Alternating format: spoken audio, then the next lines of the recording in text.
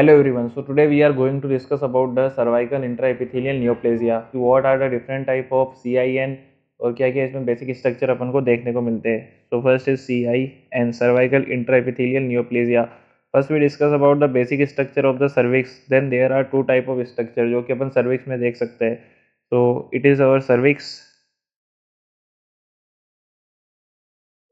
It is our external os and it is vagina. तो अगर अपन देखें सर्विक्स के अंदर अपन को कौन कौन से स्ट्रक्चर देखने को मिलते हैं, तो सबसे पहला जो स्ट्रक्चर है सर्विक्स के अंदर that is endo cervix.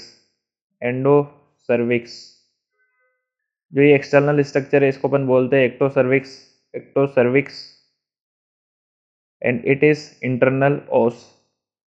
Internal os. Endocervix have columnar epithelium. Columnar epithelium and ectocervix is having stratified squamous epithelium. So squamous epithelium. So it is the basic structure of the cervix. Now what is the important point हमें याद रखना है, जो कि जो अपनी cervix होती है या फिर जो अपना एक्सोसर्विक्स और एंडोसर्विक्स होता है, these are separated from each other through a zone which is known as squamo-columnar junction. So we have to draw this. What is squamo-columnar junction? And it is our external os. It is our endocervix and it is ectocervix. The junction between endocervix and ectocervix, which is shown in this. So this junction is basically known as squamo-columnar junction. Columnar junction. So it is the squamo-columnar junction which is found between the ectocervix and endocervix. What happen when जो bacteria होते हैं ड्यूटेनियल bacilli due to influence of the oestrogen, vagina में जो acidic pH होगा उसका formation होगा. क्यों? Because of glycogen. That's why there is the formation of new squamo columnar junction. या फिर यू बोले जो स्क्वेमस इपिथेलियम होगी वो कोलिमनार इपिथेलियम के ऊपर डेवलप होगी. इसे अपन बोलते हैं स्क्वेमस मेटाप्लेजिया. सो मैंने जो कहा वो लिखता हूँ.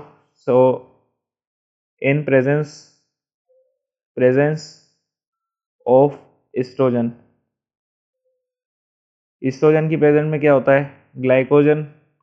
ग्लाइकोजन ये कन्वर्ट हो जाएगा अपना लैक्टिक एसिड में. Lactic acid due to the bacilli, Doderlein bacilli. तो डोडलिन जो बेसिलाई होते हैं वेजाइना में, डोडलिन bacilli,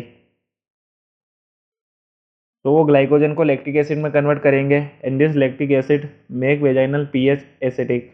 make vaginal pH acidic. अब वेजाइनल पीएच एसिडिक होने की वजह से क्या होगा? The squamous epithelium will grow over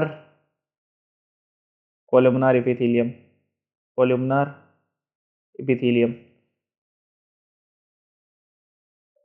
तो जो स्क्वेमस इपिथेलियम होगी वो कोलुमनार इपिथेलियम के ऊपर ग्रो करेगी and it is known as squamous metaplasia. Squamous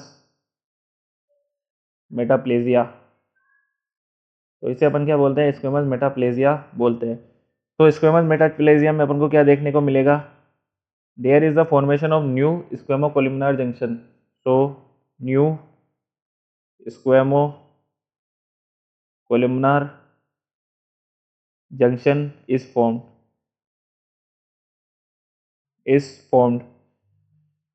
So there will be the formation of the new squamo-columnar junction. This will lead to the formation of the transition zone या फिर transformation zone. Transformation zone. What is the transformation zone? Let us discuss. It is internal os. So the region, this is the yellowish region which I am highlighting here. This region is also known as transition zone. So it is our transition zone. So what is the region? This region is known as transition zone या फिर transformation zone. Transformation zone. तो basically जो transformation zone होता है वो कहाँ present होता है, एक तो अपना old squamous columnar junction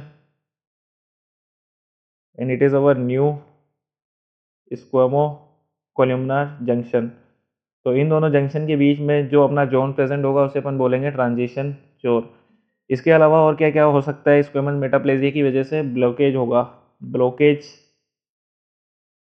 blockage of कोल्यूमनार epithelial glands. तो कोल्यूमनार एपिथेलियल ग्लैंड्स जो हो जाएगी उनका क्या हो जाएगा, ब्लॉकेज हो जाएगा, जिसको अपन बोलते हैं नेबोथियन सिस्ट, नेबोथियन सिस्ट। तो इट इज़ अवर नेबोथियन सिस्ट। अब नेबोथियन सिस्ट जो होते हैं बेसिकली वो फिजियोलॉजिकल होता है, physiological, it is not pathological, hence it is not pathological, that's why we not need biopsy, we not need biopsy। तो हमें बायोप्सी की ज़रूरत नहीं होती है, बिकॉज नेबोथियन सिस्ट जो होते हैं वो क्या होते हैं, फिजियोलॉजिकल होते हैं। इंडिकेशन, अब ये किसको इंडिकेट करता है, बेसिकली इस it indicates the original squamous columnar junction. So indicate the original squamous columnar junction. So it was all about the squamous metaplasia.